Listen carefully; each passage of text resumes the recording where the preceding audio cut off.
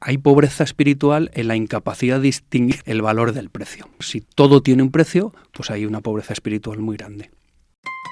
Luz del Mundo, el podcast de la ACDP y el Instituto CEU de Humanidades Ángel Ayala sobre doctrina social de la Iglesia, dirigido por Ana Campos.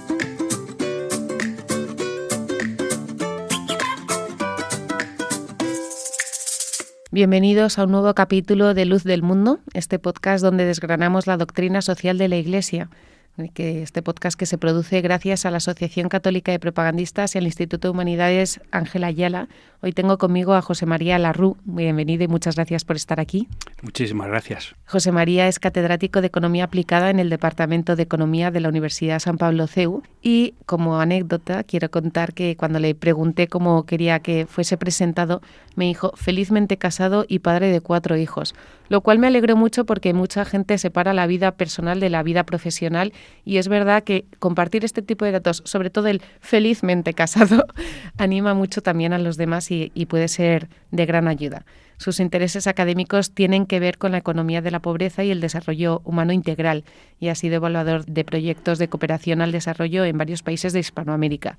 Así que hoy le tengo con nosotros para hablar sobre pobreza, sobre desigualdades sociales y para saber qué dice la doctrina social de la Iglesia sobre todas estas cuestiones, porque a menudo se confunde la pobreza y las desigualdades. José María, ¿nos puedes aclarar qué tipos de pobreza y de desigualdades hay y en qué se diferencian, aunque estén relacionadas? Pues muchísimas gracias por la pregunta, porque es verdad que son conceptos relacionados, pero diferentes. Empecemos por la pobreza. Empezaría diciendo que hay un tipo de pobreza que es elegida, ¿no? Que es una virtud, la virtud de la pobreza o el voto de la pobreza. Esa, como no causa sufrimiento, en principio, pues de esa no solemos hablar tampoco los economistas, ¿no? Pero que ahí tenemos un ejemplo que lo podríamos estar traduciendo como la austeridad, ¿no? Hay una pobreza que es decir, elegir vivir por debajo de las posibilidades materiales que yo pueda tener, siempre que tenga, claro, un nivel mínimo de subsistencia, ¿no? Pero que hay que diferenciar los bienes superfluos, ¿no?, de los bienes necesarios. La inmensa mayoría en España, en Occidente, en el mundo rico, pues estamos rodeados de bienes superfluos que se nos van pegando, ¿no? Y entonces conviene hacer esa revisión anualmente, digamos, ¿no?, de vez en cuando. Pero es verdad que luego el concepto general de pobreza hacemos referencia a la pobreza no elegida, a la pobreza padecida, al sufrimiento que provoca la ausencia de bienes materiales. Tendríamos un primer nivel, digamos, de pobreza absoluta o pobreza extrema. Es la que los economistas medimos a través, de un umbral que denominamos la línea de pobreza, y que consideramos que por debajo de eso la persona no es capaz de sobrevivir, de llevar un plan de vida humanamente digno. Quien hace el seguimiento y el cálculo periódico de estas cifras es el Banco Mundial, y con la actualización de la capacidad de compra a 2017 ha establecido ese umbral en $2.15, ¿no?, al día. Es verdad que es el promedio de las líneas de pobreza nacionales de los 15 países más pobres. Es decir, si pensamos en el África del Sahel, estaríamos considerando que ese es el primer reto que tienen que superar, ¿no? Ser capaces de superar ese umbral extremo, absoluto, mínimo, como le queramos llamar, ¿no?, para poder vivir una vida digna. En Europa y en los países desarrollados lo que solemos medir es más bien la pobreza relativa. En la Unión Europea hablamos de riesgo de pobreza material, monetaria, porque está referida a aquellos hogares que no logran acumular un 60% del ingreso mediano en ese país, ¿no? O sea, que ni siquiera logran esa cantidad. Es una cantidad entonces relativa, dependiendo de la mediana del ingreso. Entonces, por ejemplo, pues en las épocas de crisis, que la gente ganaba menos porque había menos trabajo, esa mediana fue menor y la gente, a lo mejor, que cobraba pensión, pues dejó de ser pobre. ganaba lo mismo, pero estadísticamente salía un poco de esa contabilidad. Y cuando se ha ido recuperando, pues a lo mejor ganas lo mismo y ya no te alcanza y vuelves a ser pobre, ¿no? Con lo cual encontramos aquí ese enlace posible de la confusión con la desigualdad, ¿no? La pobreza relativa quizá tiene más sentido considerarla como un indicador de desigualdad social. ¿Pero para qué se mide? Se mide para establecer políticas antipobreza, ¿no? Para que haya acciones, tanto públicas como privadas, para que procuremos que nadie esté en esa situación. Incluso tenemos un umbral todavía más extremo, que sería no adquirir el 40% del ingreso mediano, que hablamos entonces de pobreza severa. Y cuando hay hogares, ¿no?, o personas que durante 5 años seguidos están en esa misma condición, pues le llamamos pobreza crónica, ¿vale? Incluso cuando queremos medir la pobreza, ya no solamente como desde una unidimensionalidad, que sea falta de ingreso o falta de dinero, hablamos de pobreza multidimensional. En Europa se habla de una situación de estar en riesgo de pobreza y o exclusión social, ¿no? El acrónimo en inglés es AROPE y se conoce en el mundo de la sociología y de la economía de la pobreza por ese acrónimo, ¿no? Entonces aquí tenemos incluso 3 condiciones, 3 posibilidades para estar excluidos socialmente. La primera es estar en ese riesgo de pobreza material, ¿no?, una carencia de ingresos. Luego hay otro indicador que es estar en una situación de privación material y social severa.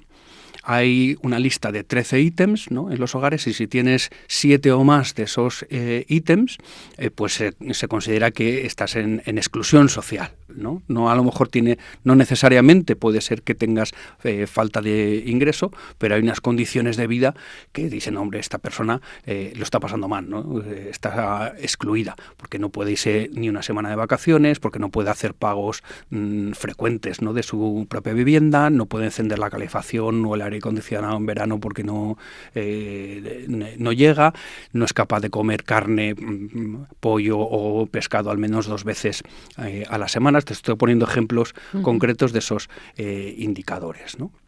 Y por último, tendríamos el tercer componente del AROPE o de la exclusión social, es haber trabajado menos del 20% de las horas que podías estar trabajando.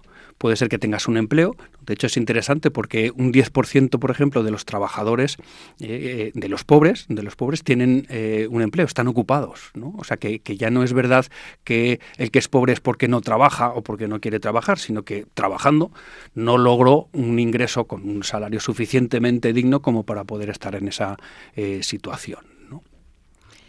Has hablado de la pobreza elegida y la pobreza no elegida, centrándonos en esta última. La miseria que hace sufrir, ¿cómo ha afrontado la Iglesia este tema?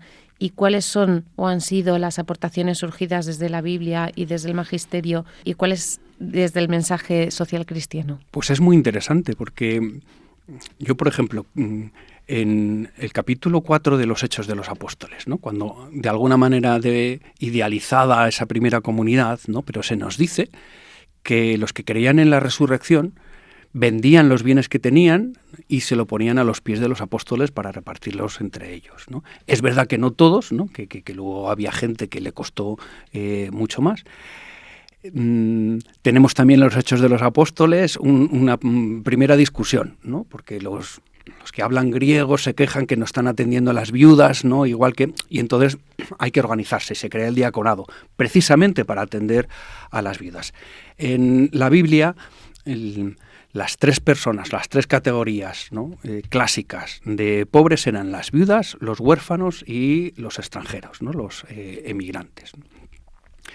¿Por qué? Porque no había estado el bienestar, ¿no? Entonces, o se ocupaba alguien de mí, ¿verdad?, o hoy dirían, como no renta atenderte, no tengo ningún beneficio, pues, y de eso se ocupaban los cristianos. Y tenemos testimonios sistemáticos, ¿no? Durante toda la Iglesia. Tenemos ejemplos en la Didache del siglo II, ¿no? Los primeros padres, ¿no? San Basilio, San Ambrosio, luego todas las congregaciones religiosas que se van fundando en el siglo XIII con San Francisco de Asís, ¿no? Con Santo Domingo, ¿no? Después de la Reforma, ¿no? Los jesuitas, ¿qué van haciendo? Pues construyen una escuela, una universidad y un hospital, ¿no? Es decir, es algo constante, es algo característico, ¿no? Del cristiano el que se ha ocupado de los pobres, ¿no? Yo diría, habría como culturalmente dos cosas diferentes que de hecho extrañaban a el que no era cristiano, ¿no? Esta gente vive como nosotros, es un poco normal. Hombre, tiene dos excepciones: se ocupan de los pobres y no abortan. Lo demás, pues no sé, no es que renuncien a algún oficio concreto que no puedan hacer, ¿no? Participan en la vida comunitaria. Es verdad que tienen algunas manías, no comen la carne de los sacrificios ofrecidos a otros dioses, pero por eso se les puede disculpar, ¿no? No les vamos a llevar a los leones por eso, ¿no? Bueno, con lo cual ha sido una constante, ¿no? Permanente. La propia vida de Jesús está mediada por una atención excepcional, ¿no? Él se acerca varias veces a quien le ve en necesidad. La mayoría de su evangelio y de sus parábolas conducen a que la persona se pregunte por su capacidad de compasión, ¿no? Ante la necesidad del otro. Y lo podríamos retrotraer hasta el mismo Éxodo. He visto a mi pueblo sufrir, ¿no? Y he decidido ir a liberarlo, ¿no? Bueno, pues que también eran por supuesto, de condiciones espirituales, pero de condiciones materiales muy duras.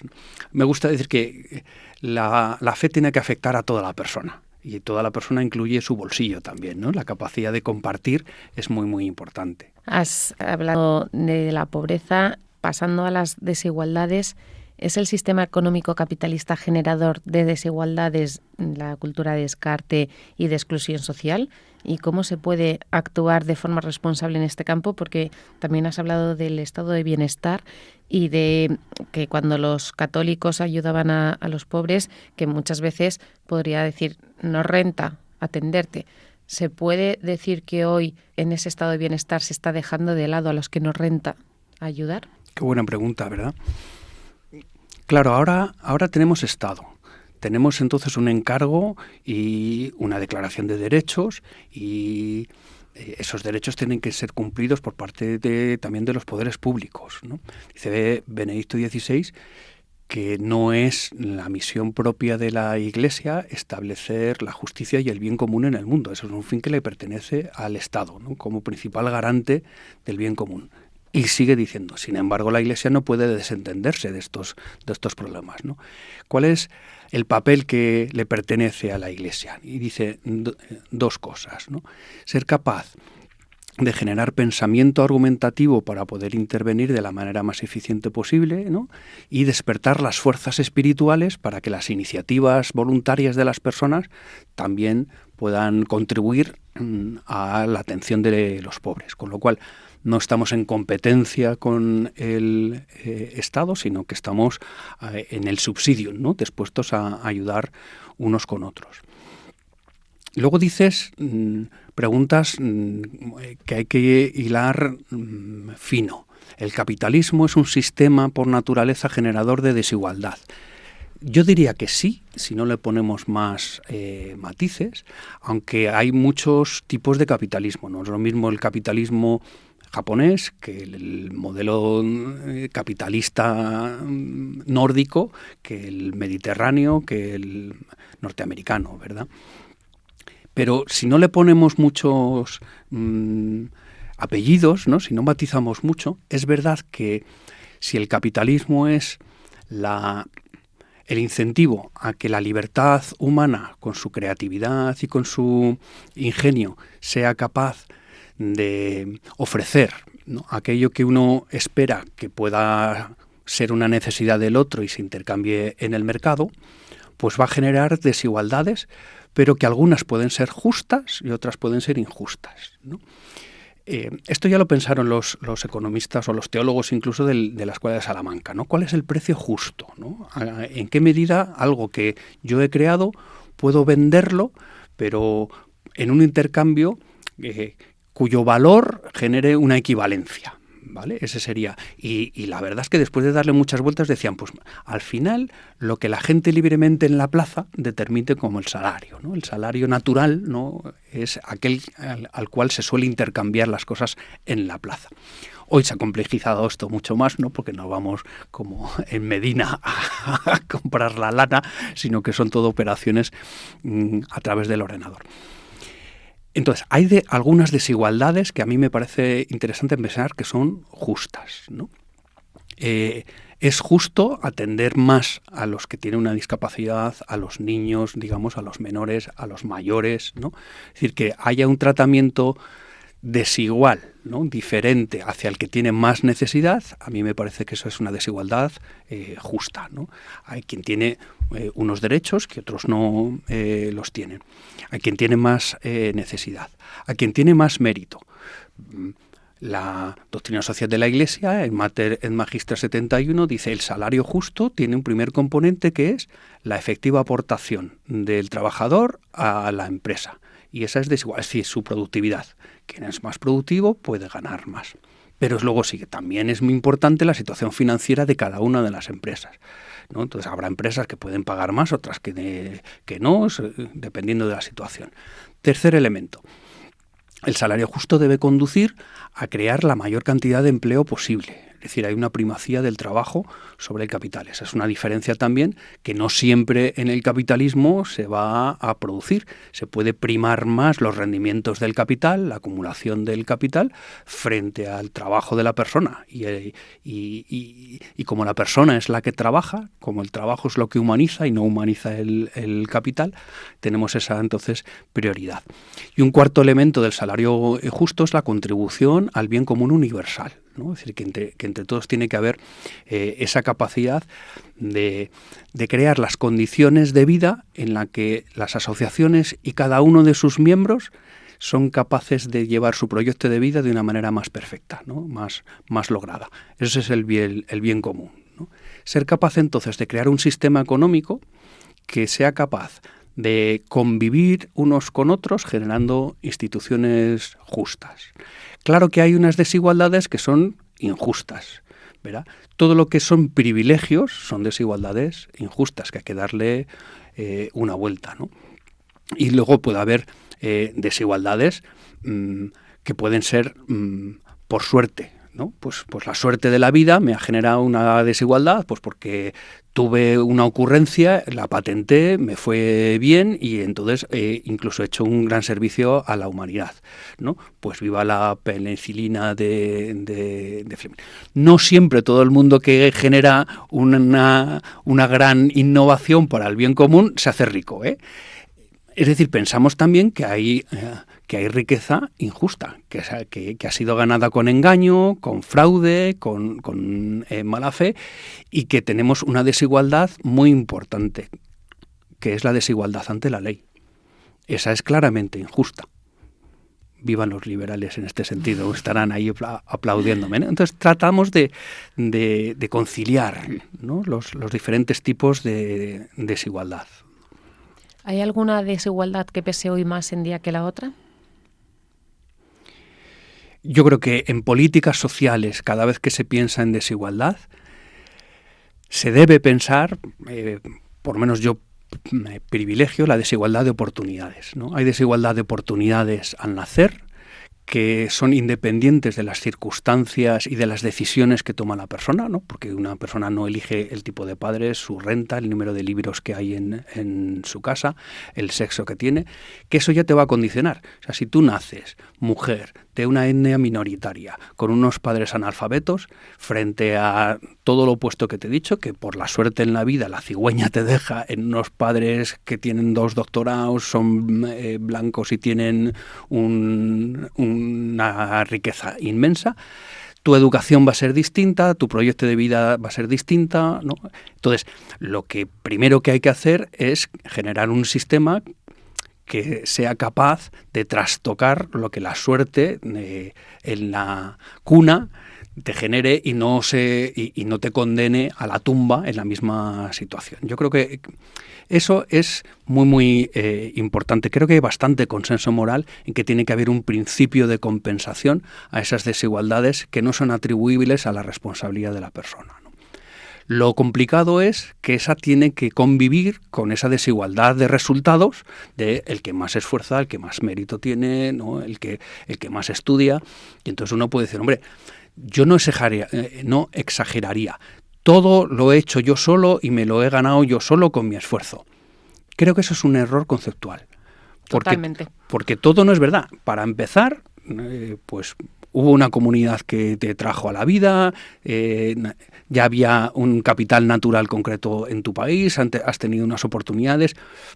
Es decir, todo empieza por lo comunitario, no solo por lo individual. Tenemos los recursos naturales, el destino universal de los bienes apunta a eso, ¿no? Todo fue puesto para nosotros, ¿no? Es verdad que luego hay compatibilidad con la diferencia del esfuerzo, de la responsabilidad, porque cada uno utiliza su libertad en un sentido o en otro, ¿no? ¿Qué dice la doctrina social de la Iglesia sobre todo esto y cómo deberíamos vivir, especialmente en Occidente y en España, las cuestiones de desigualdad y de pobreza social? Pues yo creo que primero teniendo conciencia de dos tipos, de los datos que hay, porque hay muchísima encuesta en que evidentemente tendemos a fallar en la percepción que tenemos sobre la desigualdad, ¿no? Normalmente creemos que hay más desigualdad de la que realmente hay, ¿no? Cuando nos dicen, a ver, ¿pagamos muchos impuestos? La inmensa mayoría te va a decir sí. Luego le das información y dices, anda, pues la verdad es que yo no pago tanto para lo que hay, ¿no? Entonces hay que tener primero ese dato, estar pendiente de que puede haber un sesgo en la percepción que se tiene, y luego pues que estamos actuando de manera indirecta, si queremos, por ejemplo, a través de los impuestos, ¿no? Es una manera de actuar en la lucha contra las desigualdades injustas, revisando en los impuestos, ¿no?, que son ingresos, también el buen uso del gasto público, ¿no?, en las dos cosas. Y luego yo creo que hay de una manera más cercana, ¿no?, teniendo en cuenta, uno, pues que puede haber causas justas que son desiguales en las que pueda haber movilización social. Y entonces yo voy a apoyar en una manifestación esta causa que a mí me parece que es de justicia social. Y diría incluso que no me beneficia a mí. O sea, si yo voy a una manifestación a favor de los profesores universitarios, pues hombre, tengo un cierto interés personal, ¿no? Pero si creo realmente que tiene que haber más oportunidades de acceso a la vivienda para los jóvenes, aunque mis hijos ya estén colocados y tengan su propia casa, está hablando de que tengo un sentido de solidaridad, ¿no?, y de justicia social, que cree que esa desigualdad es injusta y que hay que apoyar, ¿no? Y luego siempre tenemos el margen personal, ¿no? Conocer a alguien que de verdad está en necesidad y yo me acerco, ¿no?, como hacía Jesús, ¿no?, que se acercaba ante las situaciones. Muchas veces hacía milagros porque se lo pedían, pero otras veces no, ¿no? A mí me gusta mucho ese paralítico en la piscina de Betesda que llevaba años y años y años y no tuvo él la iniciativa, ¿no? Fue Jesús el que se acercó y dijo, oye, te veo aquí que estás un poco como descartado, ¿no? ¿Quieres que haga algo? Y dice, pero si no tengo a nadie, ¿no? Entonces, tener esa sensibilidad para que si identificamos situaciones en las que podemos decir, es que esta persona no tiene a nadie, pues ser yo el que se acerca e intentar echar una mano. Buscar nosotros y no decir que si lo necesitan que lo pidan, ¿no? Claro. Parece que además estamos viviendo en una economía que no favorece el desarrollo humano integral de todos, que realmente no se centra en la persona, ¿no? ¿Tenemos alguna alternativa que sea creativa o que podamos proponer a la sociedad española? Sí. Yo creo que hay muchas corrientes de economía, muchas además, que tienen en común, que ponen a la persona en el centro, es decir, que tienen una idea más profunda, antropológica, de que el ser humano es un simple ser de necesidades que maximiza el gasto, ¿no?, para tener más utilidad, ¿no?, y que además considera que la economía tiene que tener un componente ético, es decir, que los valores afectan también a la economía. Y ahí tenemos economía social y solidaria, pone a la persona en el centro y privilegia los valores de la solidaridad. La economía civil ¿no? Esto es un movimiento muy promovido por algunos profesores italianos que están recuperando incluso una tradición más antigua, italiana, ¿no? Desde Genovesi, que resaltan el que tiene que ser compatible la actividad de la persona en el mercado con su autorrealización, ¿no? Con la felicidad. O sea, la economía puede hablar de proyecto de vida de las personas que quieren ser felices. Y incluye la reciprocidad como valor original, que me parece precioso, y además de la reciprocidad, los bienes relacionales. Somos más felices cuando nos relacionamos entre las personas, ¿no? No solamente en el nivel material, ni siquiera en el intelectual, ¿no? Sino en el nivel relacional, ¿no? Disfrutamos mucho más, ¿no? Me viene siempre el ejemplo. En las horas finales de la vida de las personas, casi nadie se arrepiente y dice, tenía que haber trabajado más.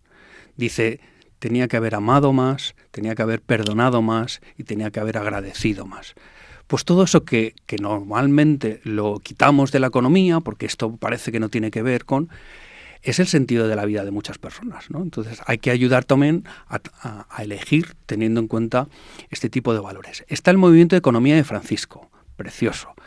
Los jóvenes tienen que poner alma en la economía, ¿no? Tienen que hacer lío, tienen que repensar. Entonces está habiendo pues, conferencias con muchos economistas, pero muchos...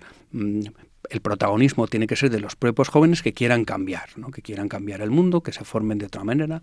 Existe la economía de comunión, ¿no? Del movimiento de los focolares, que ellos se autodefinen, es precioso. Nosotros nos caracterizamos por la cultura del dar.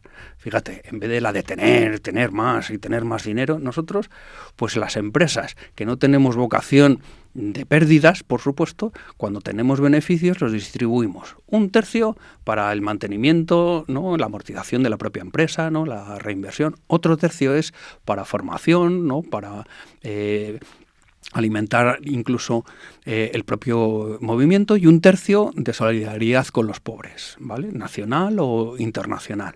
Con lo cual están obligados, si queremos, o motivados para obtener beneficios, pero no están obsesionados por el máximo beneficio para devolvérselo a los accionistas, ¿no? Es otro tipo de economía.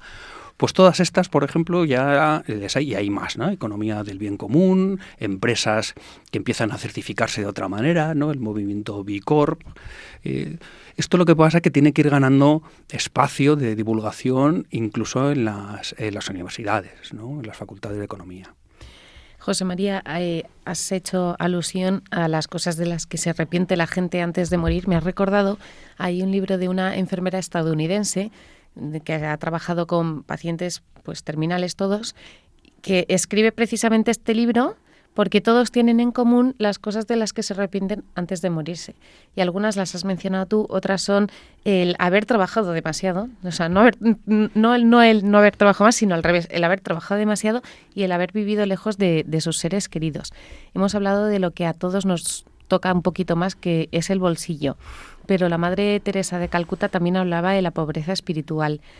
¿Qué supone en Occidente y especialmente en España la pobreza espiritual o la riqueza espiritual? Y si esto está creando también unas desigualdades sociales considerables. Claro, pues yo creo que me saldrían 2 componentes importantes de esa pobreza espiritual. No ser capaz de dar ningún tipo de sentido al sufrimiento, y tenemos ahí las tasas que cada vez se van abriendo un poquito más de suicidios, muy preocupantes en España, especialmente de las personas muy mayores y de adolescentes, ¿no? Que no encuentran sentido a la vida, y entonces pues ¿para qué vivir, seguir viviendo? Como decisión radical importante, ¿no? Y la otra, no tener una capacidad de entrega hacia el otro, o sea, tener solamente un proyecto de vida egocéntrico, ¿no? Me gusta que han creado hace poco, para hacer referencia especialmente a la política de Trump, la egopolítica, ¿no? Es decir, un proyecto de vida en el que el otro no cabe, solo soy yo, ¿no? Y entonces ahí sí me vuelvo pobre utilitaristamente. Si el otro solamente es un medio para mí y la persona entonces no es un fin en sí mismo, pues volvamos a leer a Kant, ¿no? Te diría, pues eso sí que yo creo que es un componente también de pobreza relacional. No ser capaz de donar nada a otra persona, no reconocer al otro la reciprocidad que supone la amistad, ¿no? Y la amistad no tiene precio, no se puede pagar por el disfrute de ser amigos. Fíjate que empezábamos en la presentación diciendo, ¿por qué me gusta decir que estoy felizmente casado? Porque hay 4 condiciones que no tienen precio, pero que sí me dan identidad. Ser hijo, ser hermano, ser esposo y ser padre. Los 2 primeros no las pedí yo, no dependen de mí. A mí me trajeron a la vida, me hicieron hijo y me dieron hermanos. Feliz, se lo agradeceré toda la vida a mis padres, ¿no? Pero ya ser esposo y ser padre no lo puedo deshacer, no me puedo jubilar de eso, ¿no? Ser profesor, sí, llegará un momento en que ya no, pues ya no me dan las fuerzas y no sigo enseñando, ¿no? Pero estas cosas que son las importantes, que le aplicamos incluso el verbo ser, ¿no? En castellano, están fuera del precio y son las más valiosas, ¿no? Entonces, hay pobreza espiritual en la incapacidad de distinguir, esto habría muchos economistas que me lo compran, el valor del precio, ¿no? Si todo en la vida, todo tiene un precio, pues hay una pobreza espiritual muy grande. Hemos perdido mucho socialmente por cambiar el ser esposo por estar casado, ¿no? Claro, a mí me gusta, en vez de la sociedad del bienestar, ojalá fuéramos avanzando en la sociedad del bien ser, ¿no? Tiene más sentido, sí. Por último, si quisiéramos profundizar en este amplio tema del que nos has dado unas pinceladas muy útiles, ¿qué recomendaciones nos podrías hacer o qué documentos que podamos leer o películas o documentales que pudiéramos visualizar para poder penetrar un poquito más en esta temática? Pues mira, documentos, si alguien tiene una vocación especialmente intelectual, las encíclicas sociales. Porque a veces hablamos mucho de doctrina social de la Iglesia y nos olvidamos de ir a las fuentes, ¿verdad?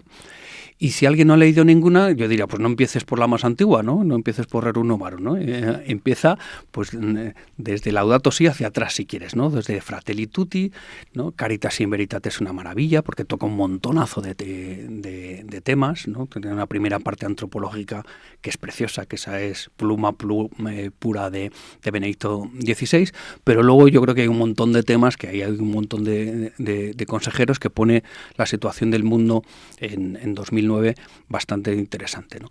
¿Que te preocupa también más pues el trabajo? Pues lee Labor Exercens, etcétera, ¿no?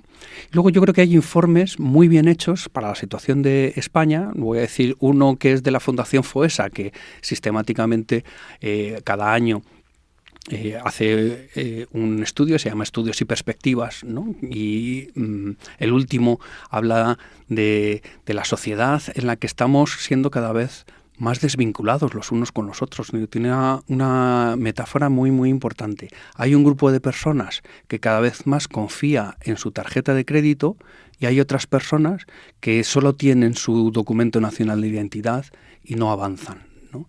Entonces, ahí hay una necesidad de revinculación importante. O sea, los informes de FOESA Caritas y, sin que sean creyentes, hay informes anuales también sobre la situación de la pobreza en España, que los hace EAPN, que forma parte de una red internacional, que da unos datos buenísimos. Por ejemplo, acaban de calcular cuánta pobreza aumentaría si se limitaran o se eliminaran algunas de las prestaciones y otras muchas de las prestaciones sociales que pueden ser condicionadas, ¿no? y cumplir algunas condiciones, pero luego cuánto están aportando a las pensiones. En España, si quitáramos todas las pensiones y prestaciones públicas, habría un 43% de población en situación de riesgo de pobreza, ¿no? En vez del 20% en el que estamos, ¿no? Con lo cual también es importante a veces cuando diciendo, bueno, pero aquí ¿quién hace algo? No vale para nada. Esas generalizaciones que tenemos, cuando profundizamos, pues nos dan cierta luz, ¿no? Y luego, pues, libros. A mí me gustó muchísimo uno de Jaime Marchesi, que está publicado en la BAC, que se llama como es atended a los pobres o algo así, ¿verdad? Porque es fino, tiene toda una primera parte de cuáles son los deberes que como cristiano tenemos que tener en la vida social, ¿no? Es decir, esa fe que pasa por la convivencia importante, y luego, como él también es economista, pues cómo trata el tema del salario, del empresario, ¿no? Del sistema, ¿no? Económico, contraponiendo liberalismo y socialdemocracia. Es bastante interesante. Pues José María Larrú, catedrático de Economía Aplicada en el Departamento de Economía de la Universidad San Pablo CEU, felizmente casado y padre de 4 hijos. Muchísimas gracias por haber estado aquí y por haber compartido con todos nosotros tantos conocimientos, tanto de economía como de doctrina social de la Iglesia. Ha sido un placer. Pues nada, muchísimas gracias, y ahora lo difícil, a practicarla. Sí, ahí tenemos deberes. ¿Quieres recibir una formación sólida en doctrina social de la Iglesia? Si quieres profundizar en el conocimiento de los grandes temas que afectan a la vida, a la familia, la sociedad, la política y la economía desde las orientaciones de la Iglesia Católica, solicita información del título de Experto en Doctrina Social de la Iglesia en www.angelayala.cu.es.